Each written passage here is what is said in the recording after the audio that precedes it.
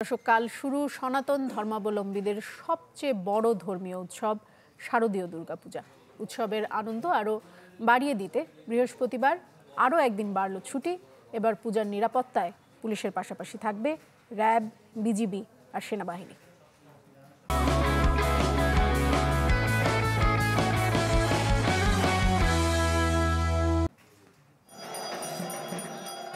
ঢাক আর ঢোলের বাদ্যে কাল থেকে শুরু হতে যাচ্ছে শারদীয় দুর্গোৎসব।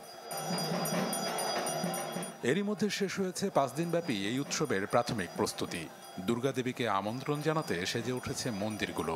বুধবার ষষ্ঠী পূজার মধ্য দিয়ে শুরু হবে যার মূল আনুষ্ঠানিকতা।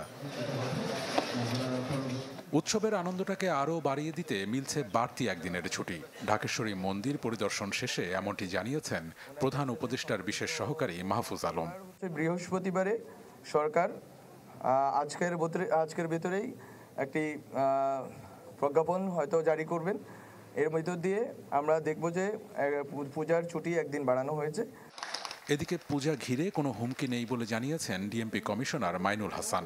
বলেন, নেওয়া হয়েছে বিশেষ নিরাপত্তা ব্যবস্থা। আহ্বান জানান সন্ধ্যা 7টার মধ্যে কার্যক্রম শেষ করার।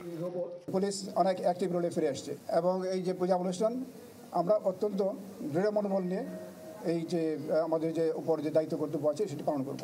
আমরা আশা করছি এবছর দুর্গাপূজা উৎসব অনুষ্ঠান অত্যন্ত শান্তিপূর্ণভাবে কোনো বাধাবিঘ্ন ছাড়াই অনুষ্ঠিত হবে।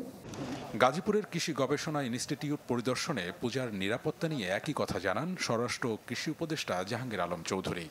দুর্গাপূজার কোনো ধরনের কোনো শঙ্কা নেই। এবার সব ধরনের বাহিনী ডিপ্লয় করা হয়েছে। এবার পূজা খুব ভালোভাবে হবে। আমি আশা করব যে এবার কোনো ধরনের কোনো রকমের কোনো সমস্যা হবে না। এবছর সারা দেশে 32,666 মণ্ডপে উদযাপিত হবে দুর্গাপূজা। নীল মাহবুব, চ্যানেল 24, ঢাকা।